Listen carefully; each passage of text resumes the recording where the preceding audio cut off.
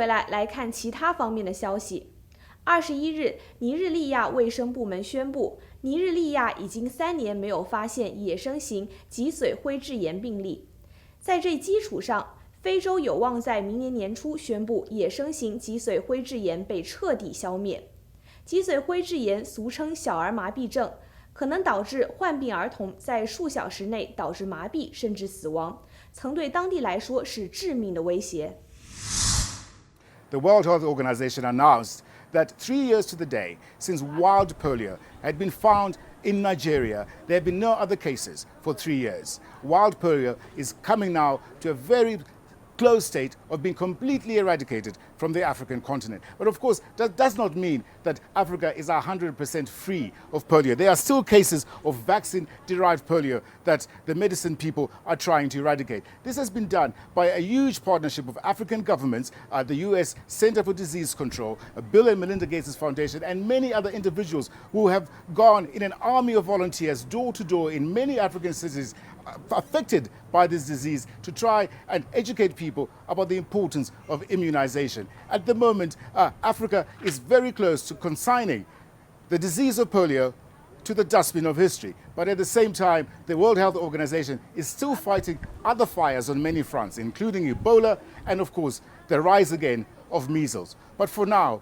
it seems certain that Africa's good news about polio is becoming a fact, that there may be no more polio on this continent, which causes paralysis for many people, and 17 million cases have been saved by polio vaccines. Farai Sevenzo, CNN, Nairobi. 委内瑞拉南部的亚马逊雨林之中蕴藏着富饶的黄金矿产，据传当地一个很小的矿坑就能出产250公斤以上的黄金。而委内瑞拉的马杜罗政府通过军方一手掌握着黄金的开采，通过非法手段谋求利益。这虽然成为他本人的经济命脉，却打乱了当地的经济市场，侵害了民众的利益。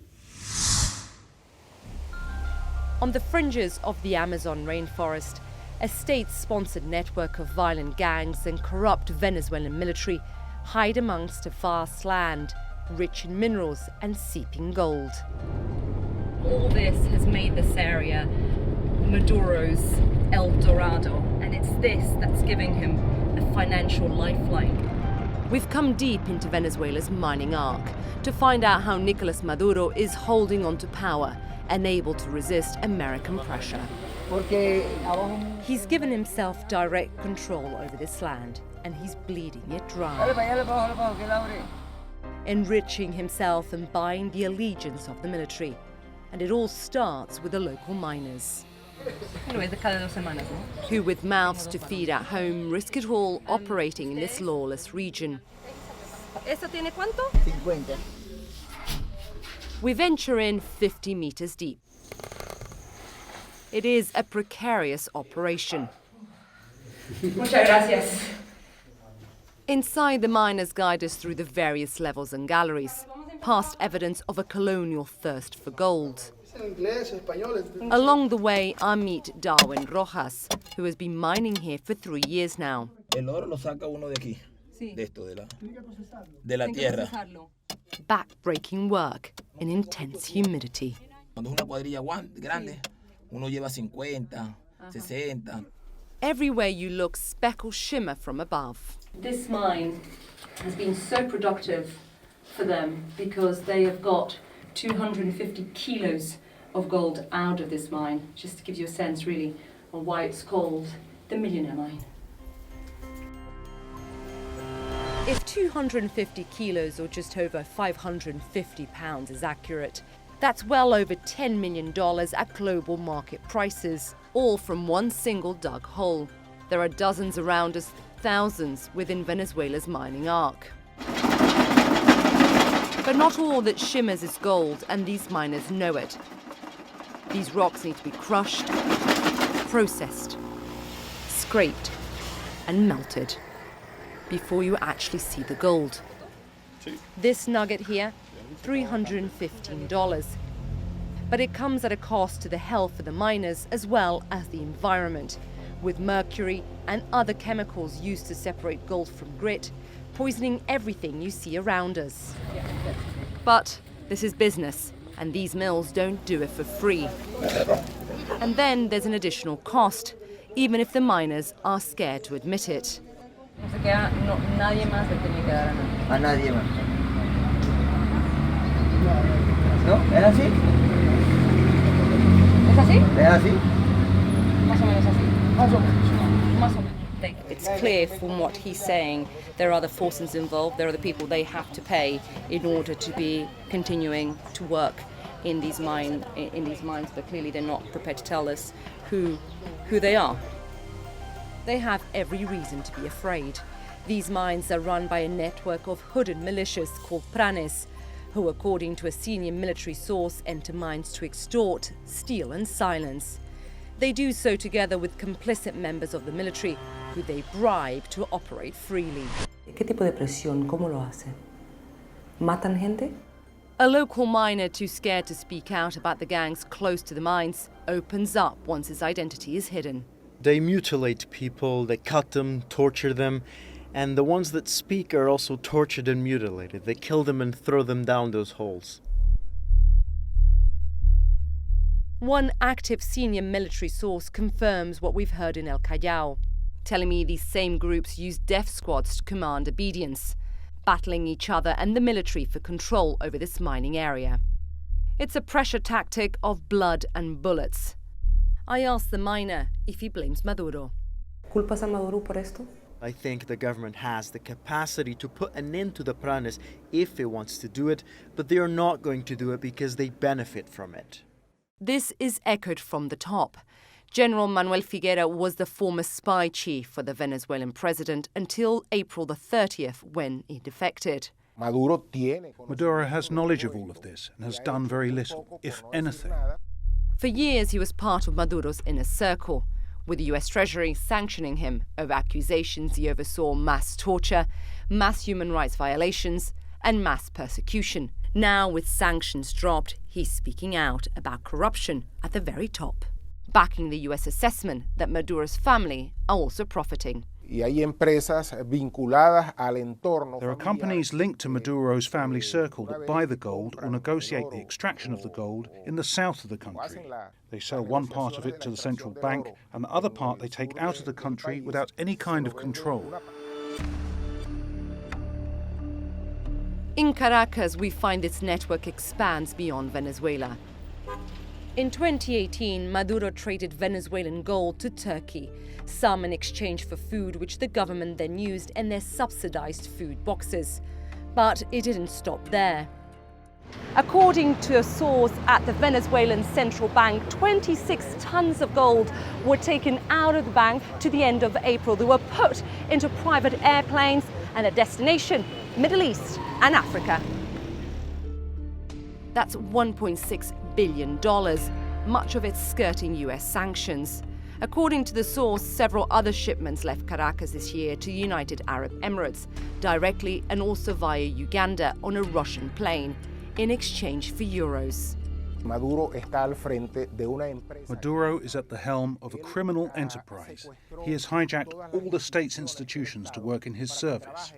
This has allowed him to corrupt public servants and military officials in all the power structures in order to perpetuate his rule. This matches what we hear on the streets of El Callao. Here, where gold is a standard currency, many like this gold seller are just a cog in the system, which is controlled all the way from the top. Lo que se escucha es que el ambiente está totalmente manejado por la parte del gobierno. Todos, directa o indirectamente, estamos trabajando para el gobierno. But with the river of gold running deep and the economy shrinking by half in a span of 5 years, there is little sign Maduro and his men will turn their back on this blood gold. Here, human misery goes hand in hand with environmental devastation. It's a free-for-all, a gold rush where the main winner is Maduro. Isa Suarez, CNN, El Callao, Bolívar State, Venezuela. 随着开学季的到来，家长不免要给自己家的孩子进行新一轮生活学习用品的采买。究竟什么时机，在哪里购买新学期的物品更省钱？专家给出了一些建议。From the crowds to the cash parents have to shell out, back-to-school shopping can be stressful, but it doesn't have to be. Jenny Martin of the Southern Savers couponing website says, start early, picking up a few items each week. Go ahead and get supplies for the whole year now. We don't see sales in the spring. So any supplies that you think you're going to need, go ahead and get them, maybe even ×2. And don't shell out for your child's favorite character. Martin says branded supplies can be triple the cost. A tip, get some stickers and let your kid decorate their own notebook with their favorite character. You're going to save a lot more money than paying for it up front. Shop around. Most stores will match the prices of competitors. And don't forget those coupons. Ones you find online or in the Sunday newspaper can sometimes be used in addition to store coupons for even more savings.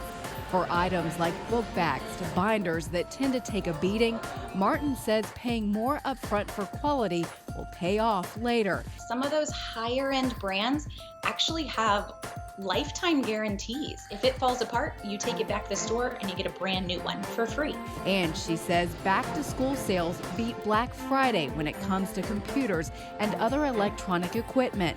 I'm Mandy Gaither reporting.